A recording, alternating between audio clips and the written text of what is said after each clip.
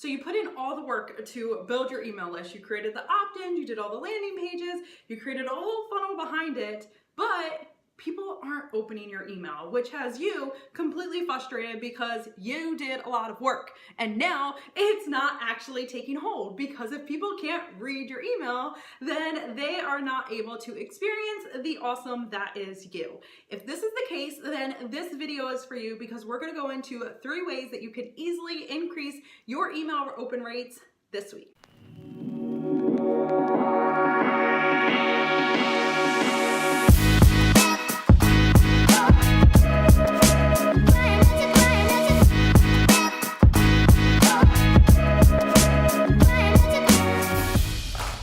Number 1 is to maximize your welcome email. Now, whenever you're signing up for a list, you get that first welcome email that always gives you whatever it is you signed up for. So if it is a download, there's a link to that. If it's a video series, it may have a link to take you over to that page to get started. No matter what, you have that first initial email, which is typically the email that has the most opens overall in the span of somebody being on your list, because they are ready for you. They are jumping in for this free thing that they just signed up for minutes ago. So in that case, we want to maximize this email. This is not the time to simply say, hey, thanks for your free XYZ download, here's the link, because who knows if they are going to actually click that link. Who knows if they are ever going to open another email again, because we haven't had a chance to build that connection.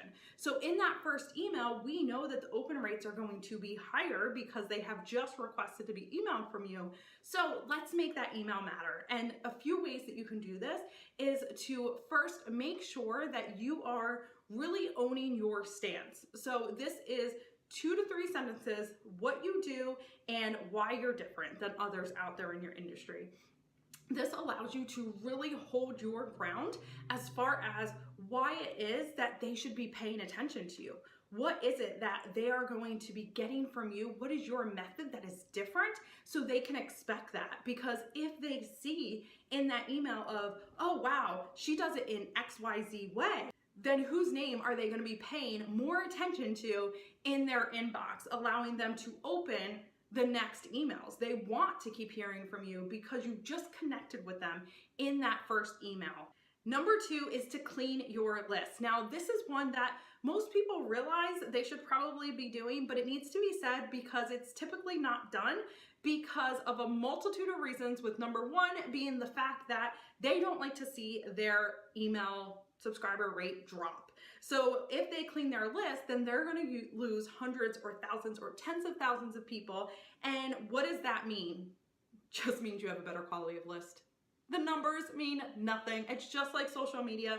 They can be completely vanity metrics if people don't actually want what it is that you are talking about. If they are not interested for whatever reason, then having a big list size number just means that you have a big list size number. Who cares?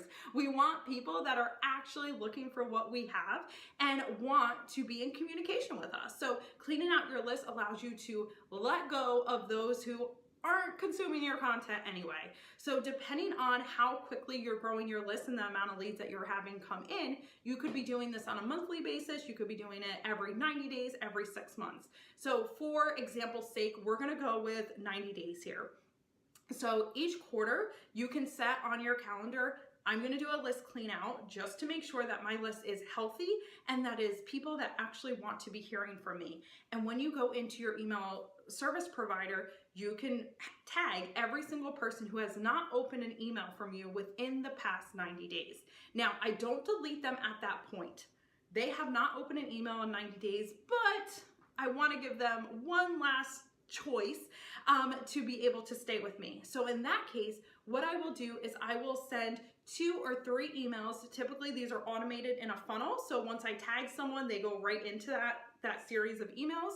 And these are emails that just say, I just want to make sure that you still want to hear from me. Click here or else I will remove you from the list. So if you want to be removed, don't worry, because I'm going to remove you anyway. But if you want to stay and continue to get the kind of content that I provide, click here so you won't be removed. So it's just a very straightforward email. It's super short and sweet. The next one could be just a follow-up of that, of, hey, just want to make sure you get this. I'm going to clear this out within the next 7 days. If you would like to stay on my list, click here. So this gives them an out, also because technology can be glitchy. So sometimes it may say somebody hasn't opened an email in 90 days. Maybe they have.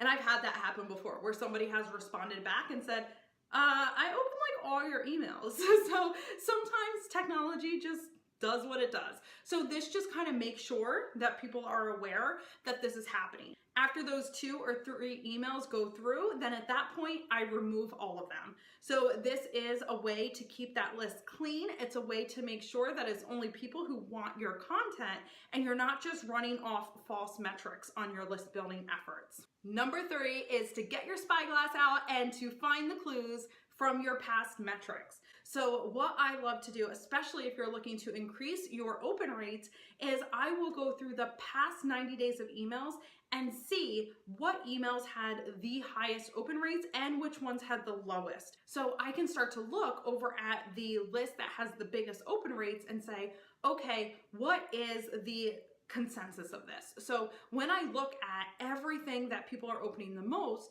are they email subject lines that create curiosity? Are they ones that are personalized to the person? Are they ones that have emojis in them? Like, these little things all matter. So I'll start to see, okay, if those are the highest open rates, then what am I seeing in common? I'm gonna take that and do more of that, because obviously it works to get them opening curious enough to go through the content in that email. Same thing on the flip side. If I see the ones with the lowest open rates, I'm not using them anymore. So I want to see, okay, what was I doing in those ones? What does it look like people are just not responding to? So these could be ones where maybe on the positive side of opens, you're seeing whenever I say how to, that gets a lot of opens. If I say mistakes to avoid, it seems to get less opens. Okay, my audience is looking for more of the positive spin on this. Great, now that I know that, I'm gonna adjust my subject line. So there's already proof in your past metrics, which is why consistency, no matter what it is in your business, always pays off, because you can look back and see exactly what your audience is saying and what they want more of. And this is going to help your emails get more open. Okay, so there were 3 things that you can do this week to increase your open rates, to make sure that the amazing content that you are creating and the funnels that you are building are actually getting out to the people who need to be seeing them. So I hope you apply these, and I would love to hear in the comments which one you are going to take and use in your business.